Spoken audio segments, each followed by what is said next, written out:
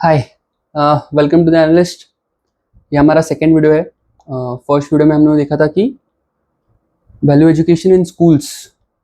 तो उसी टॉपिक को थोड़ा कंटिन्यू करते हुए हम लोग आज सेकेंड पार्ट कह सकते हैं of this same video, that is the importance of values. हम लोग को वैल्यूज़ पे इतना फोकस क्यों करना इम्पोर्टेंट है, वैल्यूज़ हमारे लाइफ में इतने इम्पोर्टेंट क्यों है। हम लोगों ने लास्ट वीडियो में तो देख लिया कि हम लोग को स्कूल में वैल्यूज़ किस तरीके से बच्चों के अंदर, स्टूडेंट्स के अंदर डालना इम्पोर्टेंट है। पर ओवरऑल अपने लाइफ में, अपने सोसाइटी में, अपने वर्ल्ड में वैल्यूज़ क्यों इम्पोर्टेंट है, आज हम लोग उसको देखेंगे। बहुत सारे पॉइंट्स मैं आपको नहीं बताने वाला हूँ, इम्पोर्टेंट पॉइंट्स 5 to 6 पॉइंट्स। आज चाहिए तो कमेंट्स में बाद में आपको क्या लगता है तो वो पॉइंट ऐड कर सकते हो, बट ये 5 to 6 पॉइंट्स मेरे को लगता है कि सबसे ज़्यादा इम्पोर्टेंट है with regarding to today's society. ठीक है, तो according to me the first point is tolerance. ये सबसे ज़्यादा इम्पोर्टेंट पॉइंट है। आजकल सोसाइटी में टॉलरेंस बिल्कुल नहीं है। लोगों को क्रिटिसिज्म लेने की आदत ही नहीं है। आप लोगों को कुछ गलत बोल दो, वो डायरेक्ट वॉयलेंस पे उतर आते हैं। उनके लिए फर्स्ट रिएक्शन इज वॉयलेंस, मारपीट करना या फिर पॉलिटिकल राइट्स करना। कोई भी हो, गवर्नमेंट को क्रिटिसिज्म लेने की आदत नहीं है, किसी लीडर को क्रिटिसिज्म लेने की आदत नहीं है। इवन वो लीडर्स के जो वॉलंटियर्स होते हैं उनको अपने लीडर की क्रिटिसिज्म लेने की आदत नहीं है। तो आपने ये वॉयलेंस सोसाइटी में बढ़ते हुए बहुत देखा होगा। हम लोग के इंडियन कल्चर में, इंडियन ट्रेडिशन में या फिर इंडियन रिलीजन में नॉन वायलेंस, टॉलरेंस को बहुत ज़्यादा इंपॉर्टेंस दी गई है।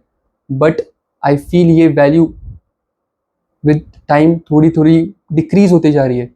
लोगों को ये सीखना पड़ेगा कि अगर आपने क्रिटिसिज्म एक्सेप्ट नहीं किया, लोगों की बात नहीं सुनी, अपोजिट व्यू पॉइंट्स नहीं सुने, तो आप कभी भी ग्रो नहीं कर पाओगे। Criticism is the first step of growth. तो टॉलरेंस रखना सीखो। लोग क्या बोल रहे हैं कुछ भी होने दो। जैसे आपको फ्रीडम ऑफ स्पीच है, सामने वाले को भी फ्रीडम ऑफ स्पीच है, तो उसकी भी राइट्स को रिस्पेक्ट करो। अगर कुछ आपको कोई गलत बोल रहा है तो उसको सुनो। इवन ये बड़े लोगों का हो गया, आजकल छोटे बच्चे भी क्रिटिसिज्म या फिर उनको आप कुछ सही बोल दो तो वो मानते नहीं है। उनका फर्स्ट रिएक्शन है कि मेरी मर्जी, आप कौन होते हो मुझे सिखाने वाले। तो ये टॉलरेंस का जो वैल्यू है आपको बचपन से आपके माइंड में, आपके बिहेवियर में आना चाहिए। तो इसके लिए हम लोगों ने पिछले वाले वीडियो में देखा था, वो मैं रिपीट नहीं करने वाला हूँ। But from the childhood itself आपको टॉलरेंस, ये वैल्यू सिखा देनी चाहिए। ठीक है, तो ये आगे आके बढ़ेगा नहीं। ठीक है, तो ये फर्स्ट पॉइंट हो गया। Next is I feel respect for human life. अगर आपके पास एक मॉरल वैल्यू नहीं है, कुछ अच्छी वैल्यूज नहीं है, तो आप ह्यूमन लाइफ को रिस्पेक्ट नहीं कर पाओगे। आज पूरे वर्ल्ड में वॉर्स चालू है। इजराइल ईरान का वॉर चालू है, रशिया यूक्रेन का वॉर चालू है, यूएसए वेस्ट एशिया में घुसा पड़ा है। आप बॉर्डर्स पे देख लो, हम लोग के खुद के बॉर्डर्स पे देख लो, हर जगह वॉयलेंस चालू है, वॉर चालू है। पर आप एक बात समझो, ये वॉर की वजह से किसी लीडर, पॉलिटिकल लीडर की डेथ नहीं हो रही है। यहाँ पे डेथ हो रही है कॉमन कॉमन लोगों की डेथ हो रही है। तो कौन सफ़र कर रहा है? कॉमन लोग। ये वैल्यूज़ की ही कमी है कि बाबा एक लीडर या फिर कोई भी जो पॉलिटिकल पावर बैठा है उसके लिए ह्यूमन वैल्यू, ह्यूमन लाइफ की कोई वैल्यू नहीं है। ठीक है, तो ये आपको समझना पड़ेगा। ठीक है, तो ये कब आएगा? अगर आपके अंदर वैल्यूज़ होंगी तो फिर हम लोग एक साथ रहना सीख पाएंगे। वरना ये वर्ल्ड सिटीजनरी का कंसेप्ट जो चल रहा है वो कभी अचीव नहीं होगा, क्योंकि हम लोग बस ह्यूमन लाइफ के लिए, दूसरे ह्यूमन बीइंग के लिए रिस्पेक्ट ही नहीं है। ठीक है, third point why value is important is it removes corruption. अभी करप्शन आपको लगता होगा पैसा लेना is corruption. No, it is not corruption. Corruption is equal to greed. अगर आपको लालच है तो आप करप्शन डेफिनेटली करोगे।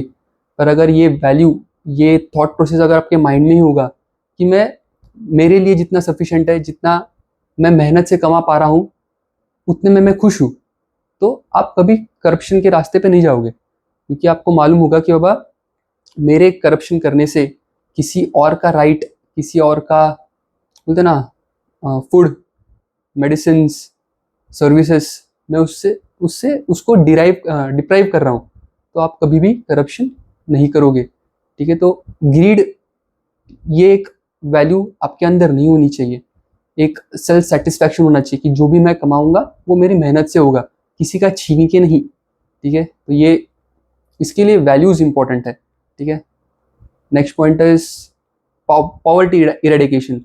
पॉवर्टी को हटाना है, अच्छा एजुकेशन देना है, अच्छा हेल्थ फैसिलिटीज प्रोवाइड करनी है, तो आपके अंदर वैल्यूज होना बहुत ज़्यादा इंपॉर्टेंट है। आपके पास पैसा होगा पर आपके अंदर अगर इच्छा ही नहीं होगी तो आप कभी भी लोगों के लिए, किसी अपने सोसाइटी के लिए, अपने कंट्री के लिए काम नहीं कर पाओगे। गवर्नमेंट्स के पास बहुत पैसा होता है, पॉलिटिकल लीडर्स के पास बहुत पैसा होता है, पर तभी भी आप अपने इंडिया का एग्जाम्पल ले लो, तभी भी हम लोग का आप बजट देखो, हेल्थ इंफ्रास्ट्रक्चर का बजट या फिर एजुकेशन का बजट बहुत कम है। पैसा जहाँ कहाँ पे रहा है, ये करप्शन में जा रहा है। और इसकी वजह से हो क्या रहा है, India is still a developing country after 75 years of independence. तो कुछ तो सोचना पड़ेगा। ठीक है, तो पॉवर्टी इरेडिकेट करना, आप बहुत सारे स्कीम्स ला दोगे, आप बहुत सारे इंफ्रास्ट्रक्चर डेवलप कर लोगे, पर अगर आपके अंदर वैल्यू ही नहीं है, एक जेन्युइन कंसर्न नहीं है, एम्पैथी नहीं है, कंपैशन नहीं है, तो ये प्रॉब्लम्स कभी भी सॉल्व नहीं होने वाली। ठीक है, और एक नेक्स्ट पॉइंट जो आजकल मेरे को लगता है बहुत ज़्यादा इंपॉर्टेंट है, और ओवर द ईयर्स हम लोगों ने इसको निगलेक्ट किया है, पर अभी ये कंसर्न और ज़्यादा इंक्रीज होता ही जा रहा है। The point is environmental justice. हम लोग को अपने एनवायरमेंट का भी उसी तरीके से ख्याल रखना पड़ेगा जिस तरीके से हम अपने फैमिली का या फिर अपने रिलेटिव्स का ख्याल रखते हैं। हम लोग को अभी एनवायरमेंट को निगलेक्ट करके नहीं चलने वाला। हम लोग को एनवायरमेंट के तरफ एक कंपैशनेट व्यू पॉइंट रखना पड़ेगा। ये बहुत ज़्यादा इंपॉर्टेंट है। आप देखो मानसून का कंडीशन देखो, मतलब रेगुलर नहीं है, पैचेस में आता है, इरेगुलर रेनफॉल चल रहा है, फ्लड्स आ रहे हैं, अर्बन फ्लड्स आ रहे हैं, ड्रॉट्स बढ़ गए। ठीक है, लैंडस्लाइड्स हो रहे हैं, अर्थक्वेक्स आ रहे हैं, सुनामीज आ रही है, जो भी हो जो भी हो, हम लोग का ओजोन खत्म हो रहा है। ठीक है, ग्लोबल वार्मिंग हो रहा है, अर्थ का टेम्परेचर बढ़ रहा है, आइस मेल्ट हो रहा है, ये सब क्यों हो रहा है? आप बोलोगे नहीं, इंडस्ट्रीज पोल्यूट कर रहे हैं, इंडस्ट्रीज ये इतना कार्बन डाइऑक्साइड जनरेट कर रहे हैं, हवा में छोड़ रहे हैं। सब ठीक है, सब ठीक है, पर वो इंडस्ट्रीज प्रोड्यूस किसके लिए कर रहे हैं? हम लोग के लिए। डिमांड ही उतनी है, हम लोग कंज्यूमरिस्टिक माइंडसेट से आगे बढ़ रहे हैं। हम लोग को सब नया चाहिए, सब टेक्नोलॉजी नई चाहिए, अपडेटेड चाहिए, पर हम लोग उसको रिसाइकल करने की कोशिश ही नहीं करते। हम लोग को लगता है कि हम लोग जो भी डालेंगे एनवायरमेंट उसको सहन कर लेगा। अभी ऐसा नहीं होने वाला है। जब तक एनवायरमेंट का लिमिट है, एनवायरमेंट उसको सहन करेगा। जब तक मदर अर्थ हम लोग के बारे में सोच रही है, तब तक हम लोग जिंदा है।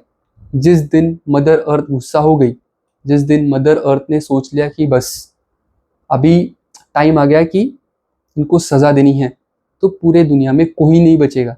ठीक है, तो ये अभी हाई टाइम है, हम लोग के पास टेक्नोलॉजी है, हम लोग इतने एजुकेटेड है, तो चाइल्डहुड से स्टार्ट करते हैं ना, बच्चों को सिखाते हैं कि भाई एनवायरमेंट को हम लोग को किस तरीके से बचाना है।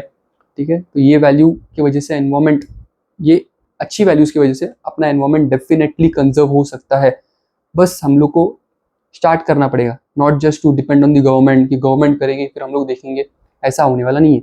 अपने लेवल पर स्टार्ट करो, भले ही उसका इफेक्ट बहुत ज़्यादा ना हो, पर करो तो सही, स्टार्ट तो करो। ठीक है, तो ये एक पॉइंट है एनवायरमेंटल जस्टिस का। नेक्स्ट मैं बोल रहा हूँ लास्ट पॉइंट, ज़्यादा लंबा नहीं करेंगे। Last point is family, a healthy family, a prosperous family, a peaceful family. आजकल आप देख रहे हो न्यूक्लियर फैमिलीज बढ़ती ही जा रही है। अभी न्यूक्लियर से न्यूक्लियर हो रही है, अभी किसी को अपने बच्चों का ख्याल रखने के लिए तक टाइम नहीं है। तो ये जो वैल्यूज़ की कमी हो रही है ना, जो हेल्दी रिलेशनशिप जो फैमिली में होना चाहिए, जो कम्युनिकेशन फैमिली में होना चाहिए, वो ऑलमोस्ट ख़त्म हो चुका है। ये किसकी वजह से हो रहा है? वैल्यूज़ मिसिंग है, वैल्यूज़।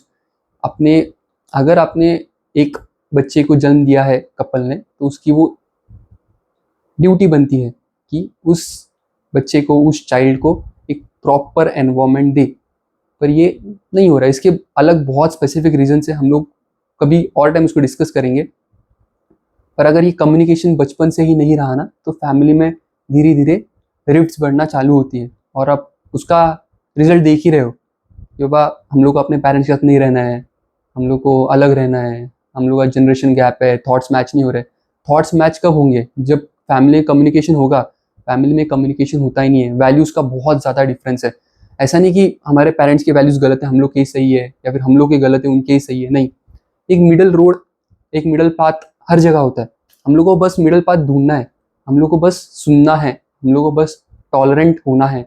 अगर हम लोग ने ये सब चीज़ें कर ली ना, तो जो भी हम लोग ने इंपॉर्टेंस अभी बताया वो शायद अचीव हो सकते हैं। ठीक है, बस कोशिश, बस एक ट्राई करने की ज़रूरत है।